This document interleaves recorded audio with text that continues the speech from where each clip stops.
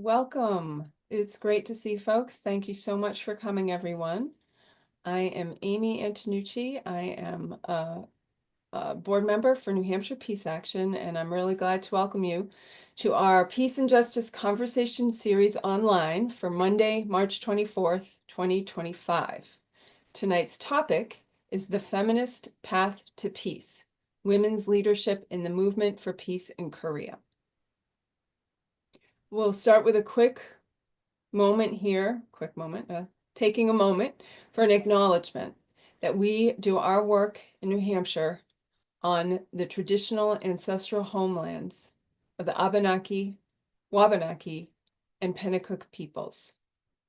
We honor with gratitude the land, the waterways, and the people who have been in relationship for many generations.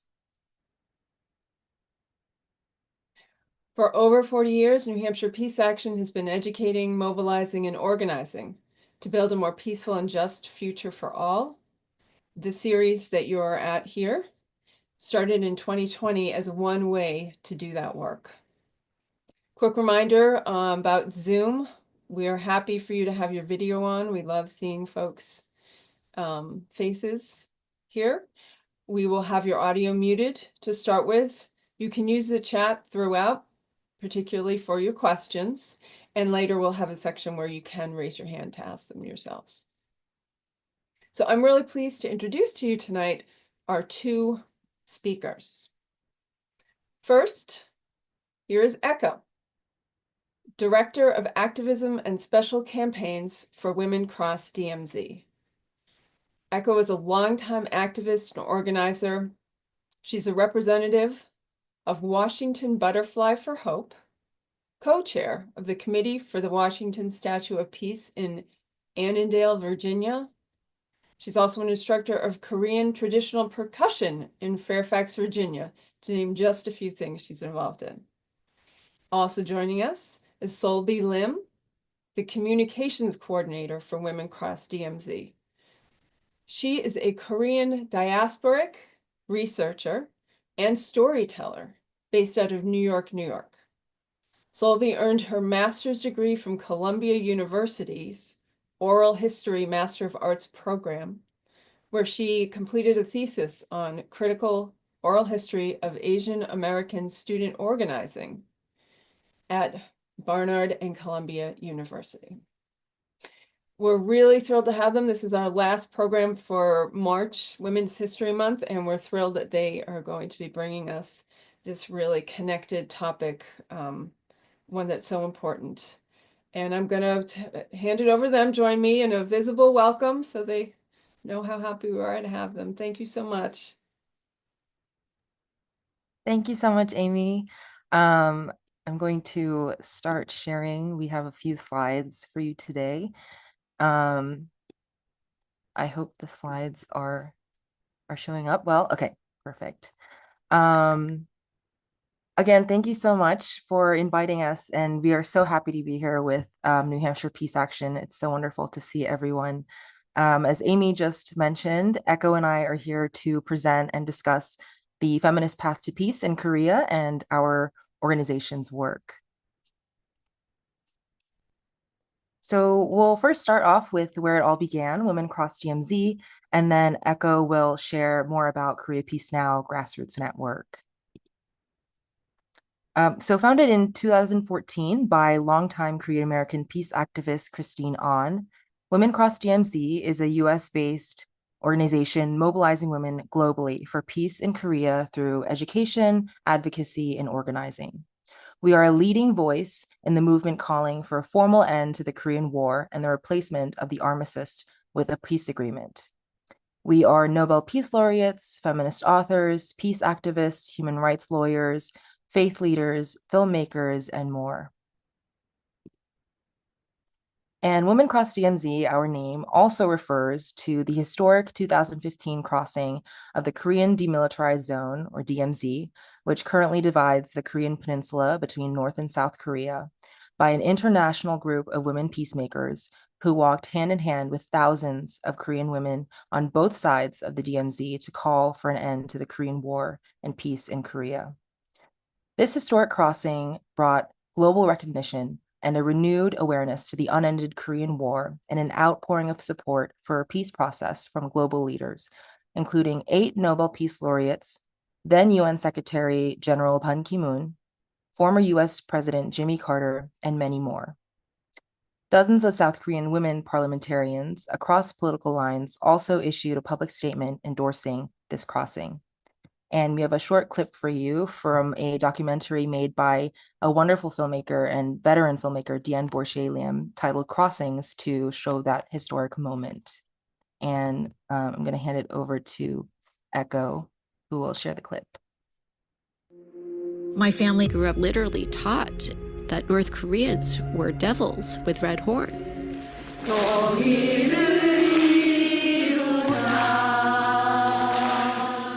Peacemakers, all women from around the world, set out to walk across the demilitarized zone between North and South Korea.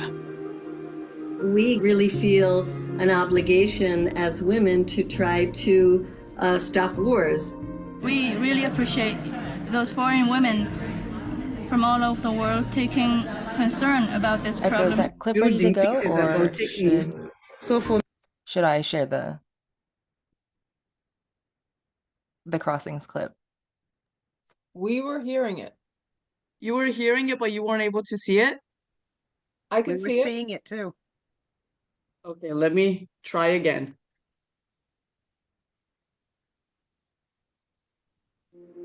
My family grew up literally taught that North Koreans were devils with red horns.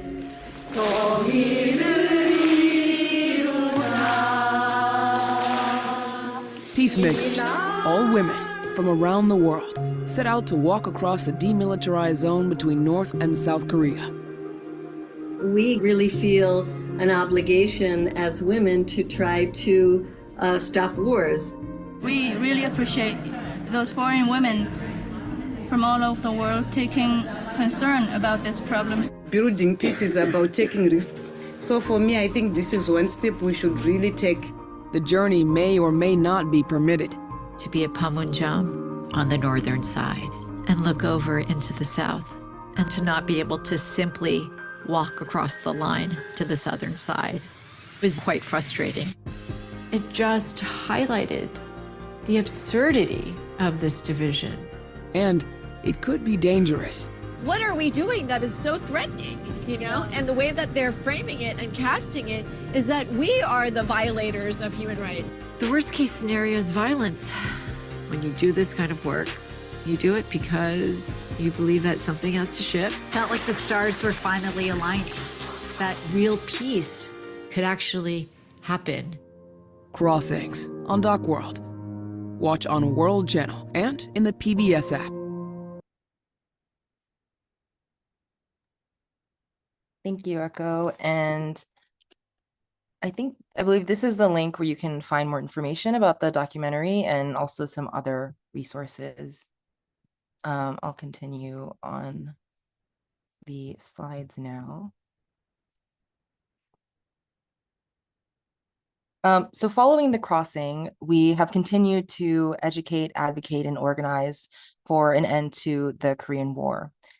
For example, in the wake of the 2018 North Korea-US-Singapore summit between Kim Jong-un and Donald Trump, we helped organize the Northeast Asia Roundtable on Women, Peace, and Security, Principles of Unity, a historic gathering of women peacemakers from Northeast Asia, which you can see here in this lovely group photo, including North Korean women, to develop a transnational peace process, which includes declaring an end to the Korean War, diplomatic US-North Korea engagement, and women's leadership in the Korea peace processes according to UN Security Council Resolution 1325 on Women, Peace, and Security. And we've also held events at the UN Commission on the Status of Women, or CSW, to highlight the urgent need for women's inclusion in the Korea peace process for 7 consecutive years, including this year, where we discussed our new report on women's rights under the division system in Korea, which we'll discuss later. And in 2019, Women Cross DMZ co-founded the Korea Peace Now Women Mobilizing to End the War campaign, alongside the Nobel Women's Initiative, Women's International League for Peace and Freedom, and the Korean Women's Movement for Peace to develop the first congressional resolution to end the Korean War, which Echo will share on later, and lead a delegation of women lawmakers from South Korea to dialogue with members of Congress on how to advance the Korea peace process forward and include women. And as you can see here, we have a photo of that delegation of women lawmakers with Senator Bernie Sanders. And this international campaign has now evolved into the Feminist Peace Initiative, which we helped launch in 2020. And the Feminist Peace Initiative was launched to reorient US foreign policy away from militarism and endless wars towards one that advances justice, peace, and collective security. And I believe we can drop a link later to learn more about the initiative and their newest report on transforming US foreign policy. Moreover, so media and education advocacy is a really important way we call for an end to the Korean War and militarism everywhere. And we wanted to share a very small selection of the many op-eds and pieces written mainly by our amazing leaders, Christine Ahn and Kathy Choi, on topics from the recent martial law fiasco in South Korea, the urgency of pursuing a peace process in Korea, and many more issues. And on that note, an important development in our organization is our leadership transition. This year, Women Cross DMZ's founder, Christine Ahn, pictured on the left here, stepped down as executive director. And she'll be continuing to serve as our strategic advisor and joining the Institute of Policy Studies as a fellow. And Kathy Choi, pictured on the right here, our previous director of policy and advocacy, has stepped up to be Women Cross DMZ's new and second ever executive director. This year also marks a significant milestone for Women Cross DMZ as we are celebrating our 10-year anniversary. And at the start of this month, we launched our latest report titled Women's Rights Under the Division System in Korea, a report years in the making on the urgent and often overlooked consequences of Korea's division on women's lives. This report, which was released to coincide with International Women's Day, the 69th session of the UN Commission on the Status of Women, and the 80th year of Korea's division, exposes the profound and persistent impact of the division system, from the dangerous, ongoing militarization of the peninsula to human rights violations suffered by women in both Koreas. Drawing from historical and contemporary analysis and the lived experiences of those directly impacted by the division system, this report highlights key issues, including the harmful presence of US military bases in Korea, the gendered consequences of landmines and unexploded ordnance, and the enduring trauma of family separation. And this report also provides a set of recommendations for governments and intergovernmental bodies to address human rights concerns, including developing a more comprehensive approach to human rights that prioritizes the needs and agency of the Korean people, and women in particular, including accountability for militarized sexual violence, legislation that addresses the gendered impact of landmines, the inclusion of women in peace and security initiatives, and renewed diplomatic efforts to reunite separated families. And we also wanted to share a quote from Susie Kim, contributor to the report and a professor of Korean history at Rutgers University, who notes that human rights have been weaponized ever since the Cold War. Addressing the gendered impacts of Korea's division system requires a holistic approach that centers the people, building transnational partnerships to amplify women's demands for peace. Only through solidarity across borders can we end war and militarism on the Korean Peninsula. This report really embodies the mission and spirit of our organization, ending war and militarism through education and solidarity across borders, as Professor Kim has said. And we encourage you to read the full report at the link here, bit.ly/WRD report. And we can also share all these links afterwards as well.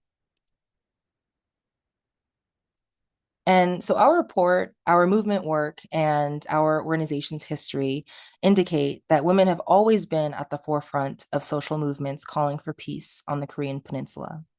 And the recent and ongoing pro-democracy protests and impeachment protests, which you may have seen in the news, also clearly show the vital roles women play in leading, organizing, and mobilizing people against authoritarianism and war.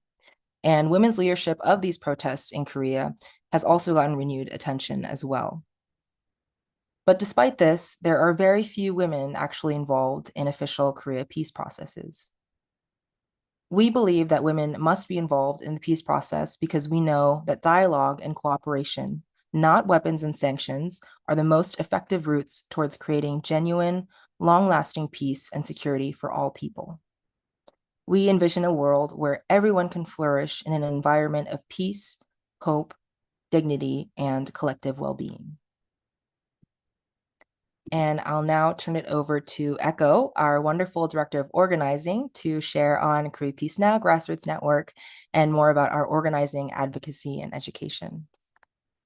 Thank you so much, Solby, and thank you, New Hampshire Peace Action, for this opportunity to share about Korea Peace Now.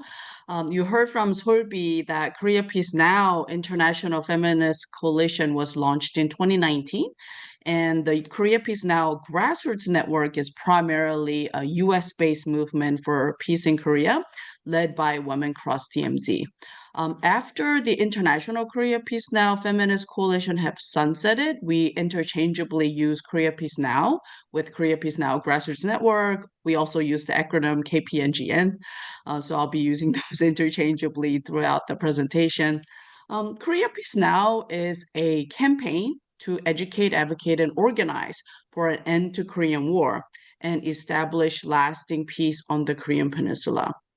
Recognizing that the United States is the greatest obstacle in advancing a peace agreement, US-based grassroots peace movement was needed, and that's how we were found. Our core members launched Korea Peace Now Grassroots Network in 2019, basically putting in a large umbrella over the Korea peace movement, connecting the first generation Korea reunification groups and multi-generational Korean Americans, multiracial, anti-war organizations such as Peace Action, faith leaders, humanitarian workers, veterans, community organizers, peace supporters working together, advocating for a formal end to the Korean War.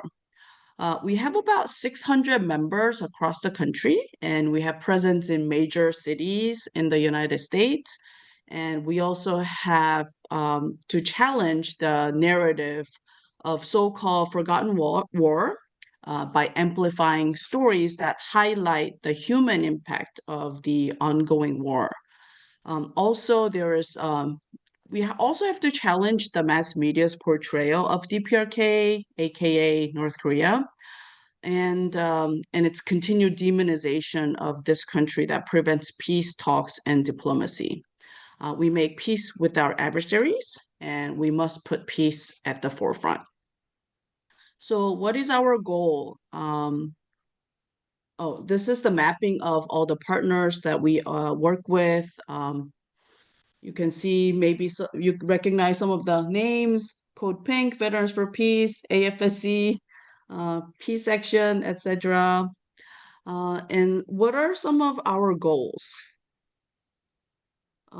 Is there anybody in the I was gonna ask people in the audience to read the goals, but since everybody's muted and you cannot unmute, I'll just read our goals. So we are peace building. Our goal is to peace building process, including formal end to the Korean War, for a Korea peace agreement and normalized relationship. We want tangible demilitarization, including denuclearization, ceasing military exercises and testing of missiles and nuclear weapons, removal of landmines, and reduction of arms base and troops. And we want to redefine security away from national security and putting our human security and the feminist understanding of security centered, and also putting the ecological sustainability. We also want feminist leadership and gender-based analysis, government and civil society in peace processes. And we also want to lift broad-based sanctions against North Korea, especially those that are impacting humanitarian conditions. Because I am probably preaching to the choir tonight, I'm not going to go deep into the history of Korean War. But I just as a reminder, just a slight history, Korean War was among the most destructive conflicts of the modern era, with approximately 5 million war fatalities and more enormous proportional civilian death toll than World War II or Vietnam War. More than half of 5 million people, about 10% of Korea pre-war population died during the war, and 22 countries fought in it. So even after 73 years since the armistice, the war continues on. The divided families, the annual war drills, and the fences along the border. You might have heard the news earlier this month that during the US ROK Spring War joint war drills, a South Korean fighter jet accidentally dropped bombs on a South Korean village in Pocheon, injuring 29 people. And an accident like this during joint war drills can reignite the Korean War. And this is the exact reason why we're calling for peace and calling for call-offs of the massive war drills. So the way we organize and our structure, starting last year, we started forming these committees. We've been organizing through these committees. So we have the Education Committee, Advocacy Committee, Membership Committee, Coalition Building Committee, and Faith-Based Caucus. So our Education Committee, we have open study group every second Friday at 8 p.m. Eastern on Zoom, and they provide articles for our monthly newsletters. They're the ones preparing for the education session, the study group sessions. And our Advocacy Committee, Hayden Smith, who's in this room, he's a co-leader of our advocacy committee, and we focus on constituent advocacy, pressuring the Washington, our Congress, and we have Peace on the Korean Peninsula Act in our Congress that we advocate for. And the membership committee, we welcome new members and we lead new member orientations every month. And we bring level of engagement of our members to the next level, basically nurturing them to become organizers. Our coalition building committee, I'm sure you guys have done a lot. We are doing a lot of coalition building with Palestine work. There's 노두돌 US out of Korea campaign that we are in partnership with. We also do partnership work with Third World, anti-imperialism, and we have partners in South Korea. We have two caucuses, and one of the caucuses under Coalition Building Committee, which is a Korean language caucus, and the other one is Faith-Based Caucus. So the Faith-Based Caucus, they also have a monthly meeting, usually fourth Thursday at 8 p.m., and they're rooted in peacemakers and agents of reconciliation. And because our Congress is dominated by Christians, within the Faith-Based Caucus, they speak and advocate and educate using the Christian and the faith-based language. So how do we educate? I already mentioned that we hold our monthly meetings. We also have public education sessions. We have webinars. We join webinars that other organizations invite us to. Some of our members write letters to editor, op-eds, and those are all the educations that we do. Some film screening, you see some of the posters there. We also started intergenerational healing series last year. With the Korean War, we have this trauma that we have been recognizing, and we try to transform the trauma, and han, which is a word for like grievance in Korean language, and transform those into new energy to persevere this campaign. I think Solby is gonna drop in a link for our intergenerational healing series, which you can watch later. Advocacy. This is our 10th year doing Korea Peace Advocacy with other partners. I know young people are not excited to do advocacy, but this is something that we feel we have to do. We have to continue to pressure our Congress and Washington to end the Korean War that U.S. is prolonging. We have a bill in our Congress, HR 1841. And 10 years ago, Peace Action, American Foreign Services, Mennonite Central Committee members, and Women Cross DMZ have started doing annual advocacy. And this year's Advocacy Week is going to be June 9th through 13th. So hopefully some of you can join. We'll drop the registration link in the chat.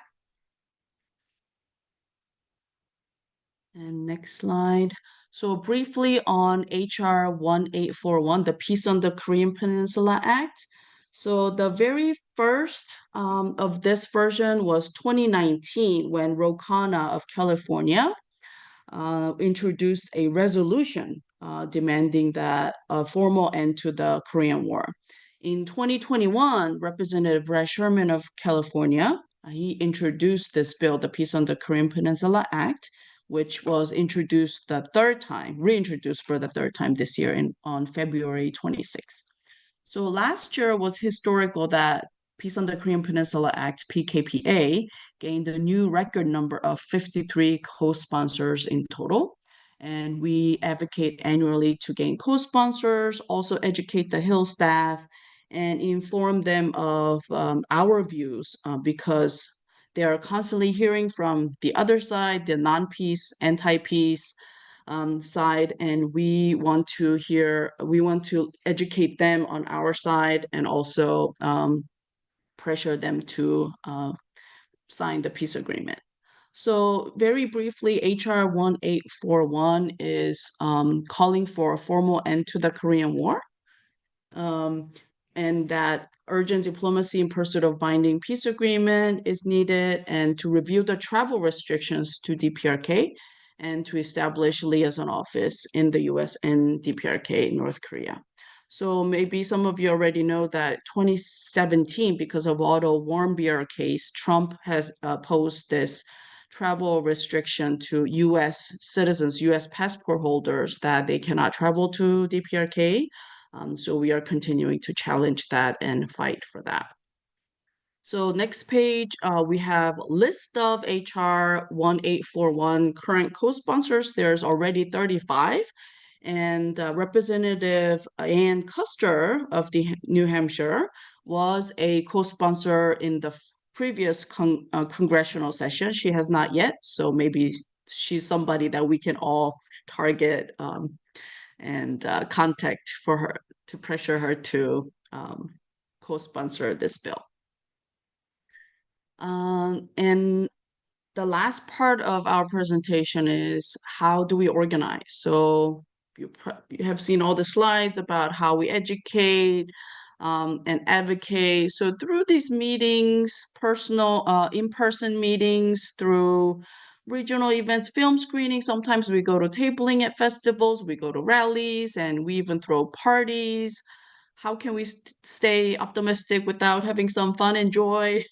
And next slide is some pictures of our recent Yoon impeachment rallies, some of the activities that we have done, some posters of the things that we have done recently. So Trump is in his second term, and he was the ever first sitting American president to have met with the DPRK's sitting leader in 2018 and then 2019. And although we disagree on many, many things that Trump has been implementing, there is a slight hope that he will talk with DPRK and that the peace talks may continue. And this would be the aspect that we will support of him. It's unsure because DPRK have lost so much face in 2019 when the Hanoi summit broke down. We don't know whether there is going to be opportunity, but we are hoping that there will be, and this long war that has been going on will end one day before our lifetime. So before we wrap up the presentation, there are some actions that we would ask you to do. You can use your phone to click on the QR code.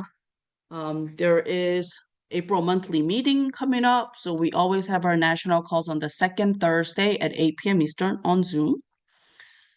You can click this Action Network link to urge your member of Congress, just name and address.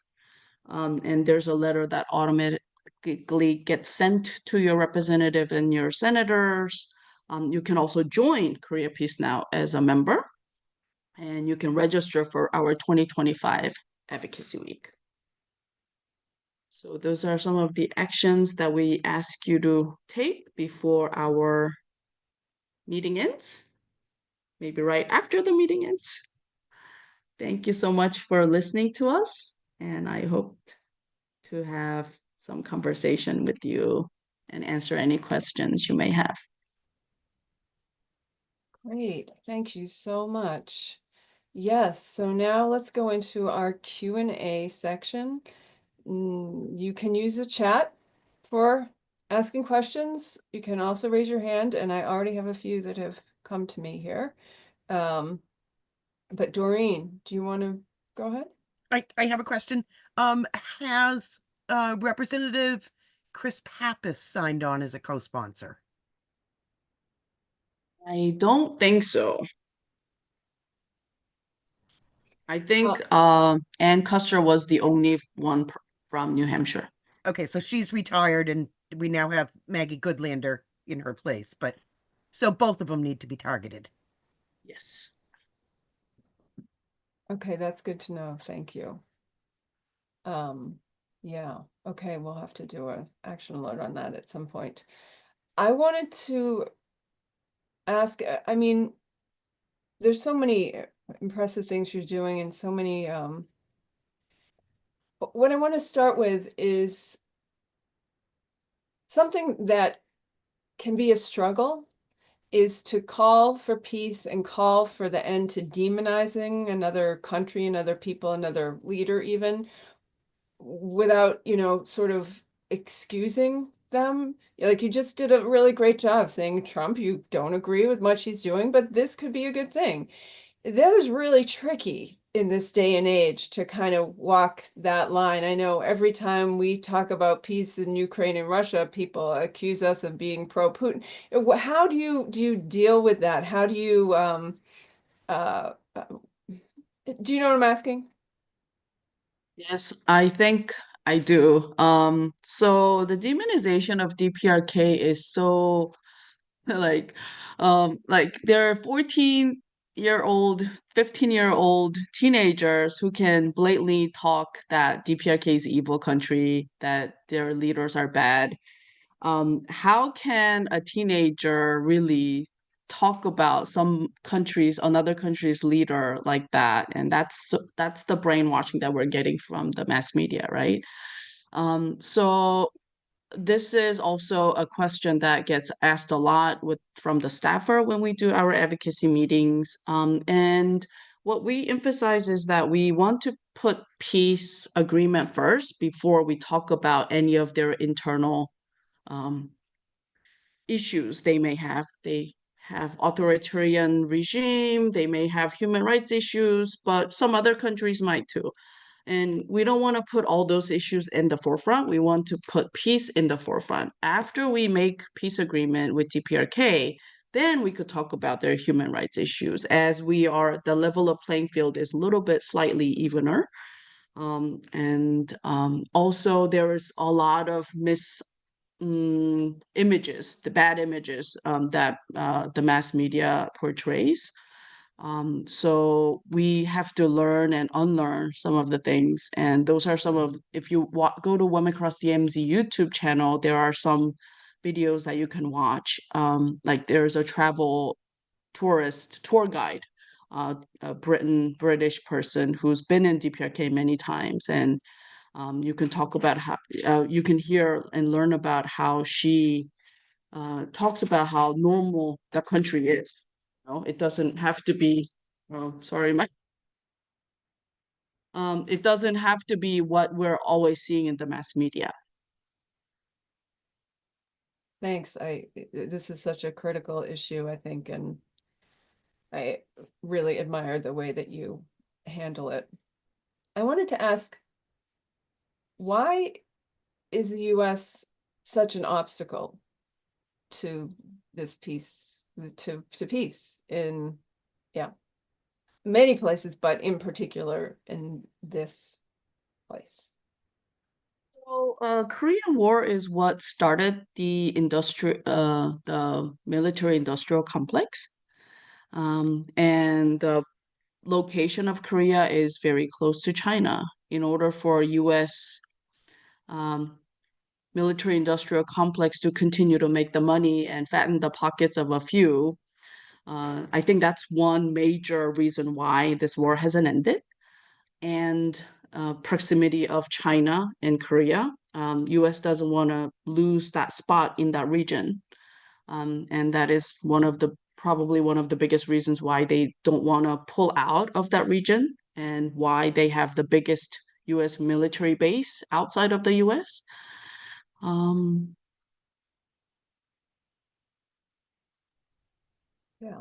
Yeah. The story in too many places. Would you speak a little bit about the U.S. base, or now there's multiple bases, right? I know, is that right? And I understand this is something that is a real problem that you're pointing out. So Camp Humphreys kind of consolidate smaller of the U.S. bases, but there's still, other than Camp Humphreys, there are still multiple U.S. bases in South Korea. But Camp Humphreys kind of like consolidated many of the smaller bases.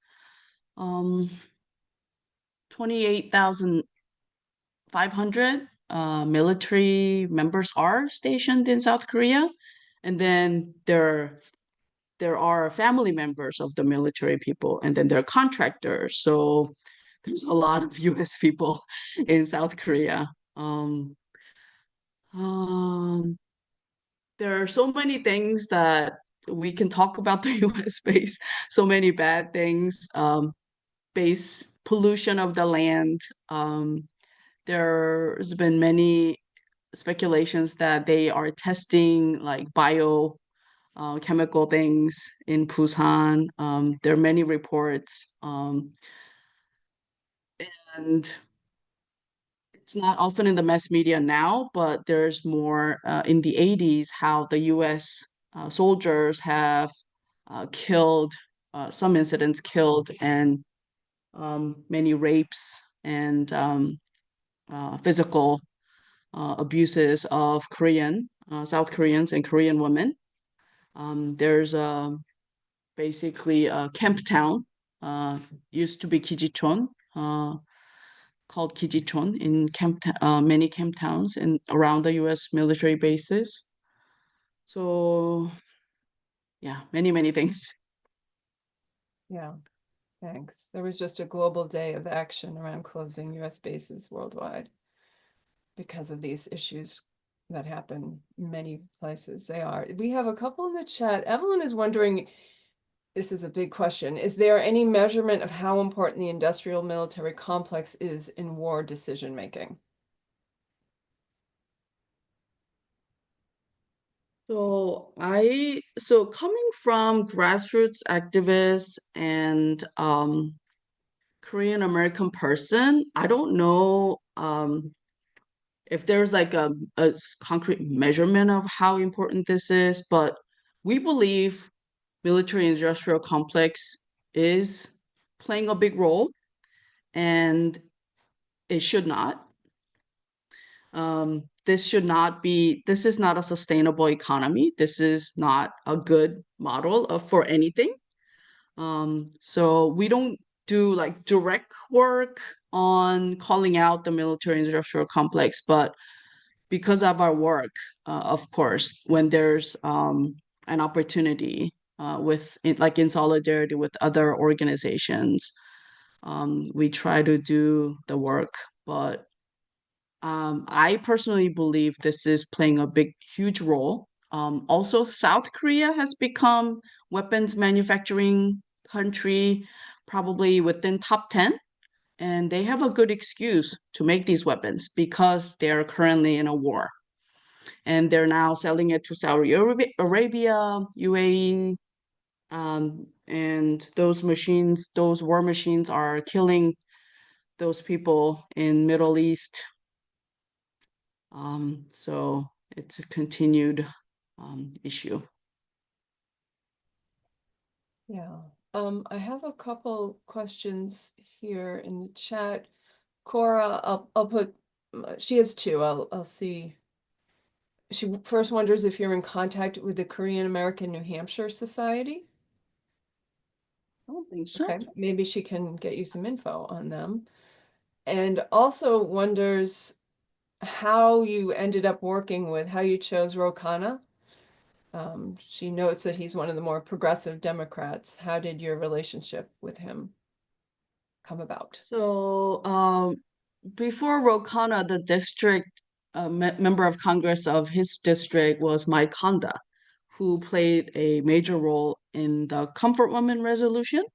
So this is recognizing that Japan has systematically run the comfort systems during World War II.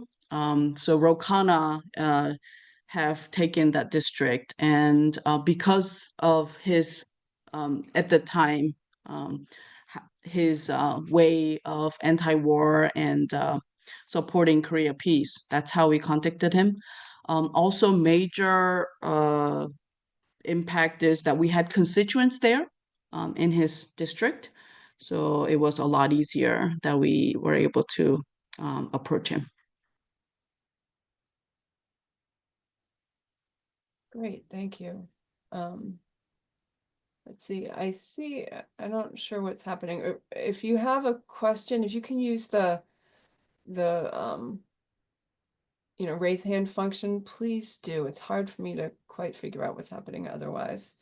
A lot of people have put some great information into the chat.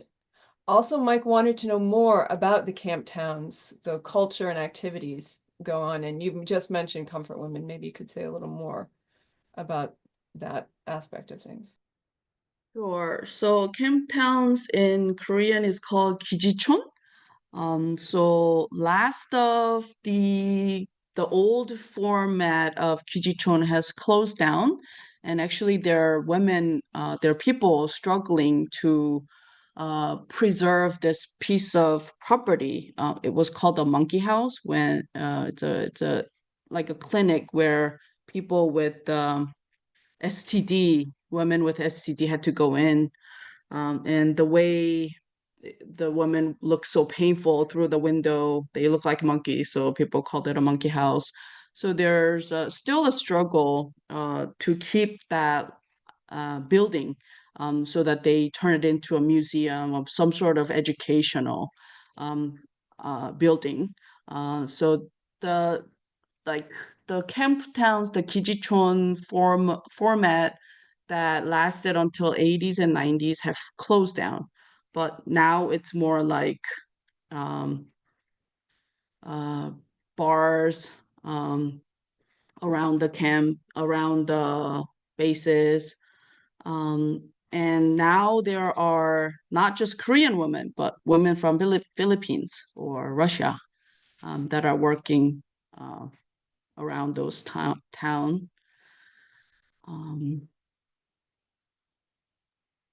We also actually, speaking on that, in our report that we mentioned, the women's rights under the division system in Korea, we have a whole section dedicated to the types of militarized and sexualized violence that women face as a result of these camp towns, and the connections, between these camp towns and the World War II sexual slavery system implemented by the Japanese colonial government in Korea. But I just wanted to share So the report also includes lived experiences of these women who are directly impacted by the division system. And just wanted to share a quote, which I think really sums up the presence and impact of these camp towns, of a woman named Park Young-ja, who lived as a comfort woman near some of these US military bases.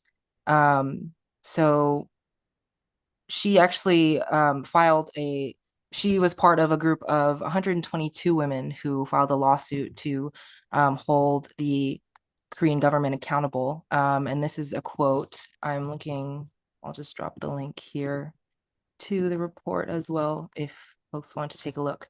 But Park Young-ja was quoted as saying, "We were abandoned in this country where we were born. In the Kijichons, we were only subjected to violence and extortion. Nobody cared about us. The state turned a blind eye to all the job agencies and pimps that forced us into the Kijichons. The money we made there would be more than we could imagine. Who made all these dollars? The ladies earned it all, but even if we died in pain, we couldn't afford a doctor's visit and could only do an STD checkup. This was for the US soldiers at the request of the US military, not for us. Due to the indifference of our country, our bodies were sick, unable to make a living, and only used. That's why the country should take responsibility." And the report also, we also discuss how actually in September of 2022, the Supreme Court of the Republic of Korea ruled that it was illegal for the South Korean government to coordinate, manage these military camp towns for the US military. And women's groups have been, working with survivors and women ever since to continue seeking justice. But that's a really important question because it's a really important part of our report. Yeah, thank you for sharing about that. I wondered, going back to the idea of women's importance in peacemaking process and in nonviolent action, in general, I'm interested in more you might say about that, but in particular, what has just happened in South Korea with the attempted, authoritarian takeover and the incredible resistance and successful, effective resistance. This is like a really amazing example for us to be learning from. I wonder if you could talk a little bit about that. Solby, as a 20-year-old, a woman in your 20s. I can definitely start, but I'd also love to hear Echo's thoughts. Yes, as we've mentioned, I think there's so many grassroots and mobilizing lessons to be gained from the way that the pro-democracy and impeachment protests have unfolded. For me in particular, I think I was really amazed and learned from the way that folks have been mobilizing. I'm sure that there have been some coverage of it, but there's been just an unbelievable network of people who prepare food, who prepare shelter, who are preparing all of those lights that you see people carrying. And, the martial law fiasco started in December. It's very cold in Korea. And, all the folks with blankets, hand warmers, it's all these kinds of networks of care and, collective safety and security that are largely being led by women and organized by women, that I think are really important to learn from in terms of mobilizing quickly in the face of authoritarianism, in the dead of night, and making sure that parliament members, get across can climb the walls into the assembly hall and everything. But I think for me as a researcher, I just really was in awe of those networks of care and how they were organized so quickly in response. That's sort of more of the grassroots side. But Echo, I'd love to hear what you think, your perspective. Sure. So as a woman myself and as staff at Women Cross DMZ, I think we kind of naturally feel this solidarity and like coming together when there is hardship and when there is crisis. When there are crises, and also Yoon Suk-yeol, the president who's in process of getting impeached, he tried to close down the women and children's division of South Korea.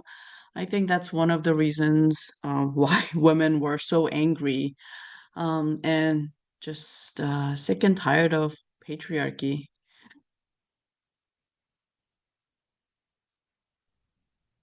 Well, thanks. I am hoping that some things like that happen here. Well, they are in the US, but let's hope they grow. Thanks. There is a question here that well, I'll put it out there. Okay, in Portsmouth, New Hampshire, there was a peace treaty signed that ended the Japan-Russo War. This is in 1905. And this person says, my understanding was that this gave permission to Japan to occupy the Korean Peninsula, but no Koreans were involved. And this is interesting to me because the Portsmouth Peace Treaty is something that has been celebrated as a great achievement, in terms of peace. And I'd love to hear if you know about this other part to it. Yeah, so at the time, Korea was pretty weak. Joseon, Korea used to be called Joseon at the time, and under feudal system. And Japan, United States, the Western try to come to Korea, modernize Korea, industrialize Korea. And it's true, the Russo-Japan Treaty basically gave Japan the right to invade Korea. And Koreans did try to use diplomatic channels to prevent that, but it wasn't successful. That's why from the get-go of Japan's invasion, Koreans were not hating, but they were in a way blaming those people who knew that United States is on the same side as Japan. So United States is not an ally. But I think Koreans did try to use any kind of diplomatic channels to stop the invasion of Japan. But so 1945, after World War II ended, in September, US forces came in through south and Russia came in through north, and US forces, they lowered the Japanese flag and they raised the American flag. So that was very clear that US came in as invading forces. And you dare not talk about anything anti-US, even nowadays in South Korea. But we have to speak the truth, and we have to talk about the root cause, the core of what is behind this situation and why US is still in this war for 75 years. Yeah, thank you for helping us with some of that deeper history. That's incredibly important to know and understand. As someone else commented, this is yet another instance of this colonial system of taking land, such as has happened in Palestine, without asking the people who are there what they think, of course. So there's a lot of parallels, and I do appreciate, that you spoke earlier about how you're not just about ending this war, but you're against militarism in general. And I think that's really, really important. Do you want to say anything about your kind of broader vision like that? Militarism in general? Yes. So I believe like my personal reason for being in this movement is not just Korea. So if Korea has made peace, what would I be working on next? Would I no longer be an activist? I don't think so. I think I would continue to work on something to find justice. And our work is all related. It's not just Korean War. It's many, many wars that U.S. is fighting, many, many imperialist, uh, fascist ways that U.S. is implementing their foreign policy. I think I will continue to fight for that to gain to gain justice. Because as people, I think we have to continue to struggle to find justice and um, for the right of the people.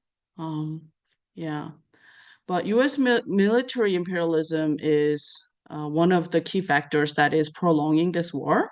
So I don't think you can talk about Korean peace agreement without recognizing the U.S. imperialism and U.S. militarism. So those are key factors that where we have to partner with other organizations and be vocal. Veterans for Peace is one of the groups. Code Pink here. I'm near Washington D.C. in Fairfax, Virginia. They're very vocal, so we try to partner up with them and try to amplify their voice and their message, and work on the anti-militarism and securing our community, the safety and security, and investing in our community over investing on militarism. Thank you. Thanks so much. We're going to be wrapping up. I really appreciate the two of you and all of those others on the call who work on this for, helping us see continue to see and broaden our understanding of U.S. and, global militarism and the way that it is affecting us all and plays out in these various places in the world. So I have a few wrap-up items here. First, I want to mention that this series is free and open to everyone. However, we also only function with help from people in terms of donating to us. So I put in there nhpeaceaction.org/donate. Your donations mean a lot to us. Also, keep up with us. Both New Hampshire Peace Action, and also I'll again put the website for Women Cross DMZ in there. This program and most of New Hampshire Peace Action's past Monday night programs do go on our YouTube channel. So if you came late, I know a few people had some issues with the link, you can go and catch up with it there, as well as find other options. And let me tell you quickly a few things coming up. We have Ceasefire Now vigils continuing Wednesday, March 26th, 2 to 3 p.m. will be at Senator Shaheen's office, 340 Central Ave, Dover. Thursday, March 27, noon to 1, City Plaza, Concord. This Thursday, March 27th, from 7 to 8:30, we have a special program. New Hampshire Peace Action and the World Fellowship Center is hosting a virtual training on War Tax Resistance 101.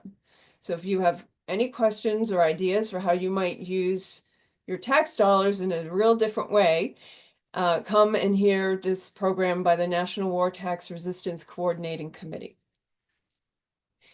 In April, we're particularly busy with events that are connecting these issues of militarism and ecology and environmental health. Our next Monday Peace and Justice Conversation on April 7th, 7 p.m. on Zoom, covers a topic or looks at the topic of environmental impacts of military supply chains. Please join us in person if you are in the area in Concord, New Hampshire, Saturday, April 12th, 1 to 3 p.m. We are having a rally for peace and planet that will bring together a coalition of peace and climate action organizations for music, speakers, art, action, and more. And then I'll just mention that on April 21st, 7 p.m., our conversation will be about Apache stronghold in the fight to save Oak Flat, focusing on the movement of indigenous peoples worldwide, starting in this country, especially in this country, to protect their sacred sites from extractive mining for profit and militarism. So now I just want to again thank Echo and Solby and also Hayden, who's here, and others in in the group doing this amazing work and helping us to continue to understand and support peace on the Korean Peninsula and in the world. So in some visible way, those of you muted, join us to thank Echo and Solby. Thank you so much.